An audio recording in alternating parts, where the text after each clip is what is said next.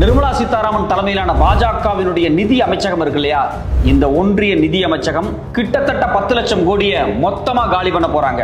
Asset monetisation ஸ்கீம்ங்கிற பேர்ல ஒரு மிகப்பெரிய டார்கெட்டை இந்த நிர்மலா சீதாராமன் பிக்ஸ் பண்ணிருக்காங்க. இவங்க நிதியமைச்சரா வந்து இந்த 3-4 ஆண்டுகள்ல கிட்டத்தட்ட ஏற்கனவே 6 லட்சம் கோடி அரசாங்க சொத்துக்கள் யார்கிட்ட போயிருக்கு அப்படின்னு பார்க்கும்போது நமக்கு ரொம்ப அதிர்ச்சியா இருக்கு.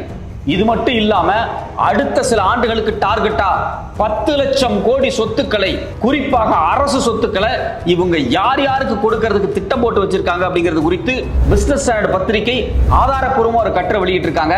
அந்த கட்டுரையை பார்க்கும்போது நமக்கு ரொம்ப அதிர்ச்சியா இருக்கு. இந்த அசெட் மானிட்டைசேஷன் ஸ்கீம்னா என்ன, எதுக்காக அரசாங்க சொத்துக்கள் தனியாருக்கு இப்படி கொடுக்கப்பட்டுக்கிட்டு இருக்கு, இதுவரைக்கும் நிர்மலா சீதாராமன் வந்ததிலிருந்து எத்தனை லட்சம் கோடி இது மாதிரி கொடுக்கப்பட்டிருக்கு, இந்த ஆண்டு இவங்க என்ன டார்கெட் வச்சிருக்காங்க, அடுத்த 5 ஆண்டுக்கு இவங்க டார்கெட் என்ன வச்சிருக்காங்க, இதனுடைய நோக்கம் என்ன, இதுக்கு பின்னாடி இருக்கக்கூடிய மிக